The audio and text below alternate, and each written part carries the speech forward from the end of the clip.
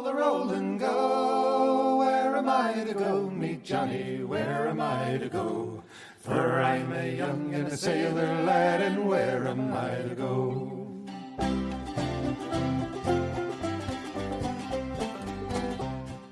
Welcome to Where Am I to Go podcast. I am so grateful you have chosen to listen to me and to go on the travels and see the things and go to the museums that we have managed to go through for the last 2 seasons. I have really enjoyed doing this podcast, and I hope you stick with me. It makes me happy to know that people are enjoying what I do. On another note, I want to make sure that everybody knows that we are on Facebook at Where Am I to Go podcast. We have lots of pictures. We have places that we go that we don't do podcasts on. And we have lots of things to see and think about when you decide you're going to travel or if you're just interested in learning about different places that we go.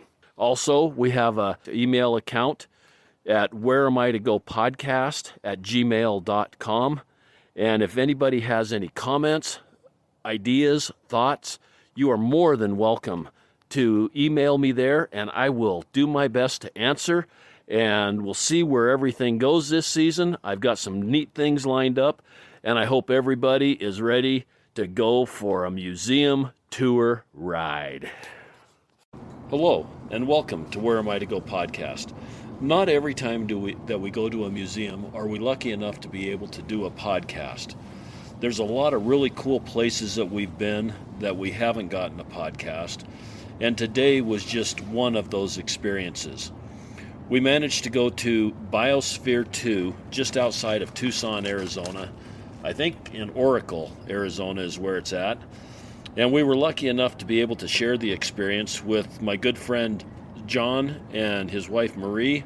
Good friend Marie too. But anyway, John and I have been friends for absolute ever. You may remember John from a podcast that we did a year and a half or so ago called John Travels.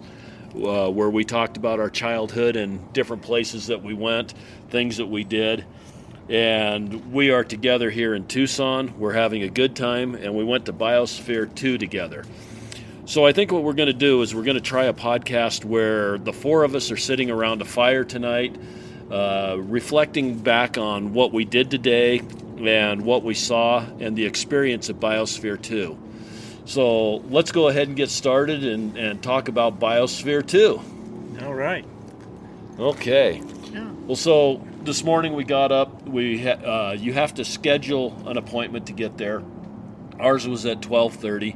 The experience was quite a bit different than the experience that Linda and I had I guess it was just before the lockdowns and the pandemic. We were here in February and everything got locked down in March. But when we were here then, we went a different route through the tour and saw a lot of different things than what we saw this time. But Linda and I may talk a little bit about some of those experiences, but I think we'll just go ahead and talk about Biosphere as we saw it today. Mm-hmm. It is now a recorded tour. You download an app on your phone, and when you get to different stations, they have little 2-minute speeches about what happened or what was going on in Biosphere 2. And John, why don't you just tell us what Biosphere 2 is? Let's get started that way, I guess. Well, before we went, I just had kind of the background that I had on it was the things that you had told me about it. So from your previous trip, and it's interesting, you kind of build something in your mind on what you think the experience is going to be. And of course, when you get there, it can be completely different. And I think that was my experience today, because what I had in my mind was a terrarium for humans, so to speak. That's basically what it is. At a high level, it's kind of it's a terrarium for humans to be in. And so with that in mind, having built terrariums as a kid, I remember having one in my room, and I had little plants and stuff in it, and it was covered with saran wrap at the top, and it was all moist and all that kind of stuff. This was very space age looking place when you came to it, right? First of all, you're coming off the highway, you turn off, and you look like you're going up into the desert, high desert, into the mountains, and you're thinking, wow, this is kind of this is kind of out in the middle of nowhere. But it's really pretty. It's very pretty, and especially if you like that dry cactus, the dry land, cactus, rugged mountains in the backdrop. And when you finally get up to the facility, it looks either like something from Star Wars with a little bit of Jurassic Park mixed into it, And so it was an impressive building from the outside, and you just you could hardly wait for the experience to happen, I guess, once you got out of the car. Okay. And Biosphere 2 started in the mid-'70s, and it was a group of people that got together. They were trying to recreate Earth, I guess you could say. Biosphere 1, they say, is the Earth. Biosphere 2 is the recreation of Earth. And they set this up as a self-contained living area for 8 people, and they managed in the 80s to finally get it completed enough to where these 8 people went in and they lived for 2 years without any outside influence other than a little bit of oxygen after 21 months because their balances weren't right between the CO2 and the oxygen levels, and the people inside started having some health problems. So they had to pump some oxygen in. But other than that, they lived off of what they were able to grow inside of this complex, and what they had goats, they had animals, some chickens, they had lots of plants and some of that kind of stuff, but they were pretty much a totally self-contained unit for that 2-year period of time in a recreation of Earth. Mm-hmm. Recreation, yeah. So, and the thing that was really interesting about that is, here again, with that terrarium mindset that I had going into it, I was expecting something much smaller, first of all, and not so elaborate. I mean, the facility itself is just this. It looks like in a giant erector set. Super size, all this metal frame, and then the glass windows that are covering everything. I mean, it's a huge facility. And then you get inside and you realize, they talk about the different biozones that they have, and yet here you have a desert, and then you have the rainforest, and you have the ocean, and I mean, it was just way bigger than I thought it was going to be. It's really big. Yeah. I mean, what were some of your thoughts, Marie? What surprised me the most was the kitchen. I was expecting it to be really cramped, close quarters, like a little galley kitchen, but it's a full-size, like commercial kitchen with all of the appliances that were the newest in the 80s, 1980s when it was built, and a big dining room, and then each of the 8 scientists had their own 2-story apartment building. I thought it was going to be like one tight bunkhouse. It wasn't a tight bunkhouse at all. No. The facilities were huge. Yeah, and that was a surprise for me too. I envisioned something that was much more like early man comes to, discovers agriculture type of experience, It was not that. It was more like, okay, we've just landed on Mars and there's this giant facility and everybody's got their own room and big, like Marie said, big kitchen. It was very much a surprise to me to see that. Right. And what did you find, Linda? Well, the thing that really was interesting for me was the lung, where the air pressure was manipulated. Regulated. Yes. And we didn't get to see that this time, and that was a disappointment because that was probably my most favorite thing to experience, is that big, huge lung that kept the air at a certain level in the whole system. Let me elaborate a little bit about what she's talking about. You have a biosphere that's all covered in glass, and the glass creates heat, and you've got the Arizona sun coming in, you've got temperature differences between inside and outside. They had cooling units to keep the unit cool on the inside by using water running through different types of radiators, is my understanding of it, and they ran cold water into the biosphere, and you had the outside temperature that would be much higher. That would create an unequal pressure, and they had problems with the glass breaking out.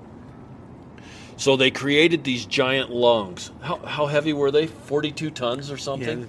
Yeah, I can't remember if it's 40,000 pounds or what, but they were big. And they're like 100-foot round.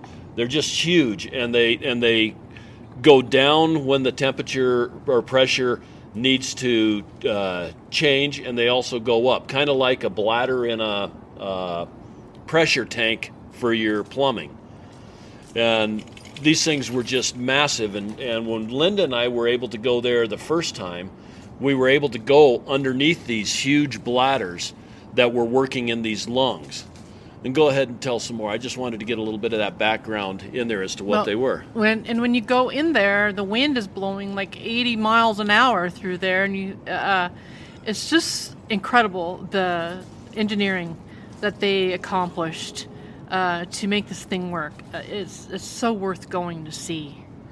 And that's the part you guys missed out on. Yeah, but you know, without having that knowledge that you did before, our pretenses were all in our head, right? We didn't know what to expect. Where you had a previous experience there, so for you missed out on things, but for us it was all new. So it was I would say it was just a very impressive science experiment. You know, you're going in and thinking, here again, back to that, like, I don't know if it's Star Wars or if it's Jurassic Park or it's some just bizarre government funded, you know, secret project. You get there and you feel like it's all of those things going on, because it's this massive investment in the building.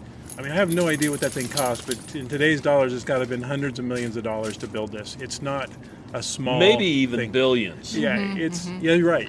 In today's dollars, it could be $1 billion. It's huge. And then to maintain it would be so expensive. Just to maintain it, and that's another thing. So when you go into maybe in someone's local community, they might have something similar, a terrarium where it would be enclosed, there'd be glass on it, a geodome. Geodesic dome, and the glass would be periodically cleaned and things like that. Well, that's not what happened here, because you had 8 people living in this biosphere, and there's 1 million square feet of glass probably in that building. They're not cleaning anything, right? It's about nature taking its course within a sealed environment as much as it can, and that was cool. But not what a person would expect if you're expecting a clean, sterile government environment. No, it was stuff growing. It had to have been pretty rough living, even though everybody had their own quarters and that kind of stuff. Being locked in a facility with 7 other people had to have been a lot of fun too. Yeah, I mean, you're dealing with a limited number of personalities for 2 years. Yeah. One was a doctor that was like 67 years old, and the others were, in their 30s? That's what they said, yes. Yeah. And they were engineers. They were scientists, botanists. There was a botanist. A there nutritionist. Was nutritionist, and an oceanographer. I can't remember if it was an oceanographer or a marine biologist. I think. Yes. Something, but they were all professional professors or tops in their field. Yeah, researchers in their field. Yeah.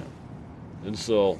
Yeah, and then another thing too is since they did build this and they did experience this, the scientific processes that they can complete now, they can do a lot of different researches on different things. The one in particular was the rainforest, that when we were there last time, it was shut down because they turned off everything. They wanted to see how the rainforest would come back after being neglected for a bit. And in a drought situation. Yeah. And so when they did return the rainforest to its natural environment, once they got water into it, the rainforest came back about 80% of the trees and plants that were in there. And she said they came back rather quickly. Yeah, within 2 weeks, some of the plants started greening up. Yeah. Mm-hmm. So that's really interesting that it's available for research to take to use, like maybe in the ocean they could do some research on ocean coral or something like that in these little areas to see how it will survive in certain environments. Yeah, temperature and the acidity, Right. acidity changing in the water. They, like The CO2. Yeah, from the CO2, and so they kind of get a baseline, and then they can tweak the system and control. Right. It's a controlled experiment to Right. some extent. And I don't And think the ocean is an actual ocean. Yeah. They Yeah, it said was- it's the largest indoor ocean in the world. I think they said it was 800,000 gallons. Something like And it that. had several different kinds of coral and crustaceans and fish. it used to.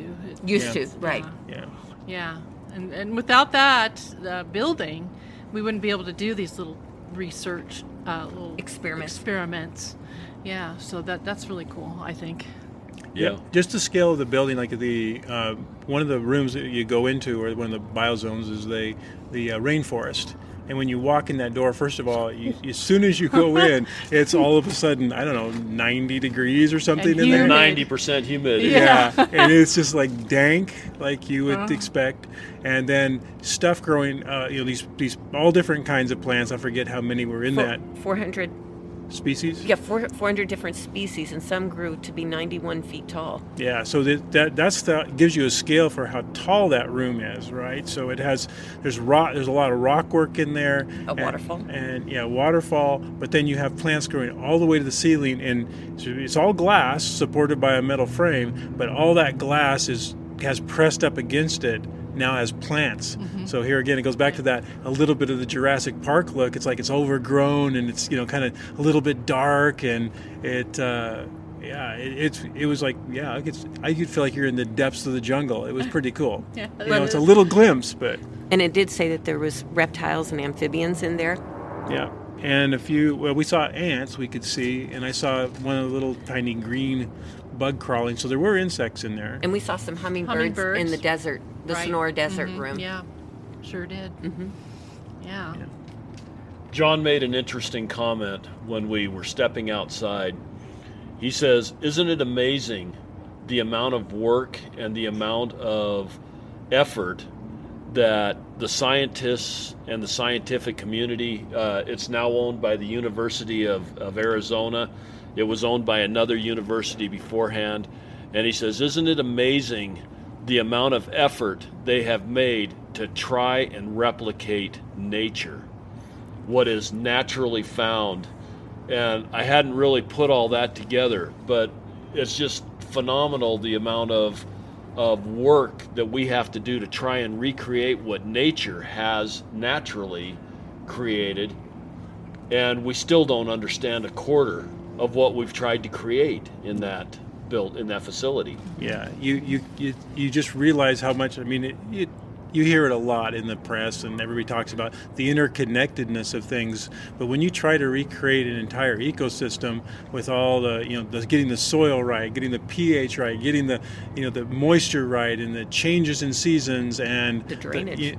Drainage, and and they didn't really, I would say, from at least what I could tell today, you didn't have that whole predator prey. You don't have the full range from all the different, from bacteria all the way up to large mammals or reptiles in those facilities. I mean, they haven't fully even embraced all that and how they impact an ecosystem. And even with all that facility and everything they've done, I went in thinking, well, it must all be solar powered, et cetera, et cetera. But no, they also run. They have Generator. Yeah, they have a generator they have a diesel backup system. They have a natural gas system, because it requires so much energy just to try and replicate the heating and cooling that the Earth does naturally.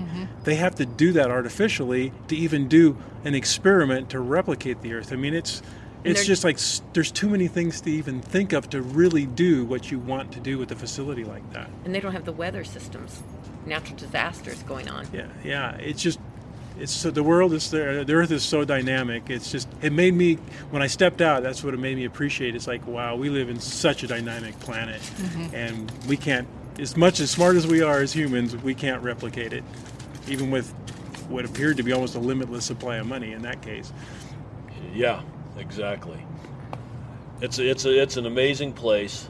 And I think all of us would agree that if you are ever in Arizona and you don't visit the Biosphere 2, I mean, if you're in missing between out. Tucson or Phoenix, you're an hour from Phoenix, you're an hour from Tucson.